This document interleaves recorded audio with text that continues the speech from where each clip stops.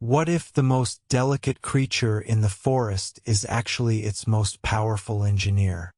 In the misty dawn of Yellowstone, a single perfect hoofprint begins a story that reshapes entire mountains and rivers. This is Odocoileus hemionus, the mule deer, and she is about to embark on an impossible journey of endurance. Her enormous ears swivel like satellite dishes, catching whispers of wind and distant footsteps humans will never hear. Every autumn, her herd follows an invisible highway, a sacred migration path memorized and preserved over 10,000 years. From the high alpine meadows to the low desert sagebrush, they travel 150 miles without any map. She leads with ancient memory, not sight alone, because the forest speaks in scent, vibration, and temperature. One wrong turn into a new fence line or busy highway could erase this unbroken lineage forever. Behind her, the bucks display magnificent crowns of bone that grow faster than any other mammal skeleton on Earth. Antlers can grow an inch per day, fueled by a soft velvet skin rich with vessels and delicate nerves. These antlers are not weapons for endless war, but honest signals of health, age, and resilience. The strongest males rarely clash at all. They posture and parallel walk, letting sheer presence speak for itself. Winter arrives brutally early in the Rockies, and survival becomes a masterclass in absolute stillness and patience. A mule deer can slow its metabolism dramatically and survive on lichen and dry twigs for long months. Her four-chambered stomach is a remarkable fermentation vat, a hidden laboratory turning frozen winter into living energy. Microscopic allies thriving inside her gut unlock hidden nourishment where no other mountain grazer possibly can. Spring finally brings vulnerability and pure wonder in a spotted package no larger than a small house cat. For the first 10 fragile days, her fawn has absolutely no scent at all, a ghost hidden perfectly in plain sight. She visits only 4 brief times a day to nurse, deliberately staying distant to avoid drawing unwanted attention.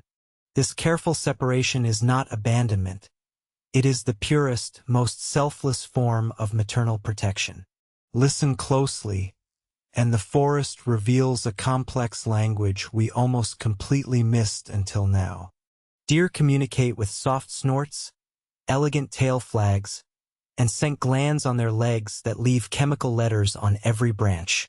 One powerful stomp of a hoof can warn 100 deer scattered across a vast valley within seconds.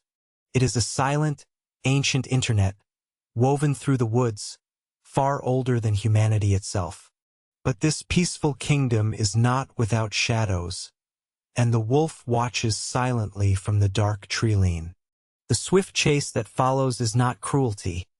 It is elegant choreography, testing speed, endurance, and generational wisdom.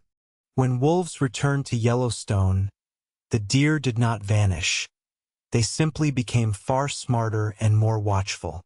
And because they moved more constantly, the willows recovered, the rivers steadied, and countless songbirds returned home.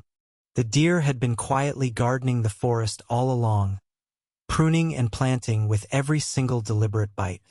One healthy deer disperses over 3,000 seeds per day, replanting the entire wilderness in its humble footsteps. For indigenous peoples across this continent, deer were never just prey. They were revered teachers, guides, and kin. The ancient word deer itself comes from a root meaning breathing creature, a gentle soul that walks beside us. Today, endless highways, housing developments, and rapid climate shifts fracture their ancient corridors faster than they can possibly adapt.